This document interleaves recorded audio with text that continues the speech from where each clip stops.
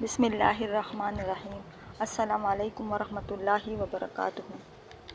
جو شخص حج کے دوران کعبے کے اندر نہیں گیا۔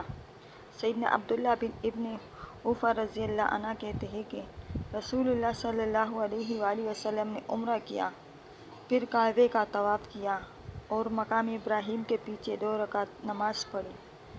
اس وقت آپ صلی اللہ علیہ وآلہ وسلم کے ہمراہ ایک آدمی تھا جو آپ صلی اللہ علیہ وآلہ وسلم کو لوگوں سے چھپائے ہوئے تھا۔ پھر ایک شخص نے عبداللہ بن ابی اوفی رضی اللہ عنہ سے پوچھا کہ کیا رسول اللہ صلی اللہ علیہ وآلہ وسلم کعبے کے اندر تشریف لے گئے تھے؟ تو انہوں نے کہا نہیں۔ جس شخص نے کعبے کے گرد تکبیر کہی۔ سیدنا ابن عباس رضی اللہ عنہ سے روایت ہے کہ رسول اللہ صلی اللہ علیہ وآلہ وسلم جب حج کرنے تشریف لائے تو آپ صلی اللہ علیہ وآلہ وسلم نے کعبہ کے اندر داخل ہونے سے انکار کیا، اور وجہ یہ تھی کہ اس میں بت رکھے ہوئے تھے۔ پھر آپ صلی اللہ علیہ وآلہ وسلم نے حکم دیا تو وہ بت وہاں سے نکال دیے گئے۔ پھر لوگوں نے ابراہیم و اسماعیل علیہ السلام کی تصویریں بت اس کے اندر سے نکالی، اور ان دونوں کے ہاتھ میں پانسے تھے جو رسول اللہ صلی اللہ علیہ وآلہ وسلم نے فرمایا کہ اللہ ان لوگوں کو ہلاک کرے، حالانکہ اللہ کی قسم انہیں معلوم ہے کہ ابراہیم اور اسماعیل علیہ السلام نے کبھی ان پانسوں سے قرآن اندازی نہیں کی۔ پھر آپ صلی اللہ علیہ وآلہ وسلم نے کعبے کے گرد تکبیر کہی اور اس میں نماز نہیں پڑھی۔ رمل کی ابتدا طواف میں کس طرح ہوئی؟ سیدنا ابن عباس رضی اللہ عنہ کہتے ہیں کہ رسول اللہ صلی اللہ علیہ وآلہ وسلم اور صحابہ جب حج کرنے مکہ تشریف لائے تو مشرکوں نے آپ صلی اللہ علیہ وآلہ وسلم کے آنے سے پہلے باہم یہ چرچا کیا کہ اب ہمارے پاس ایک ایسا گروہ آنے والا ہے جس کو یثرب کے بحران نے کمزور کر دیا ہے۔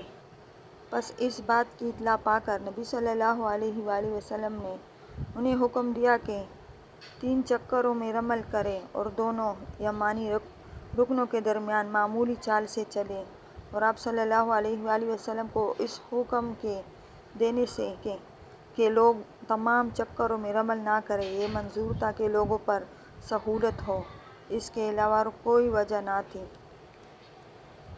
جب مکہ آئے تو پہلے طواف میں حجر اسود کا بوسہ دینا اور 3 چکروں میں رمل کرنا مسنون ہے۔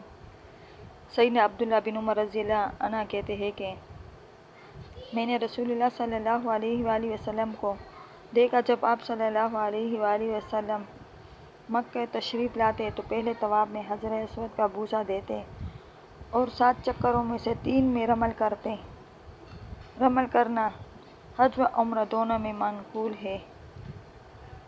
امیر المومنین عمر رضی اللہ عنہ کہتے ہیں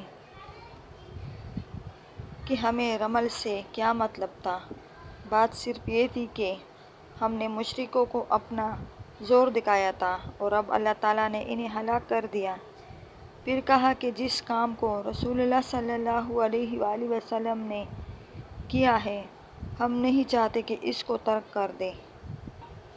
کوئی شخص برہنہ ہو کر کعبے کا طواف نہ کرے اور نہ کوئی مشرک حج کرے۔ سیدنا ابو ہریرہ رضی اللہ عنہ کہتے ہیں کہ سیدنا ابو بکر صدیق رضی اللہ عنہ نے اس حج میں جس میں انہیں رسول اللہ صلی اللہ علیہ وآلہ وسلم نے حجۃ الوداع سے پہلے امیر بنایا تھا، مجھ پر قربانی کے دن چند آدمیوں کے ہمراہ لوگوں میں اس کا امر اعلان کرنے کے لیے بھیجا کہ اس سال کے بعد کوئی مشرک حج نہ کرے، نیز کوئی برہنہ شخص بھی کعبے کا طواف نہ کرے۔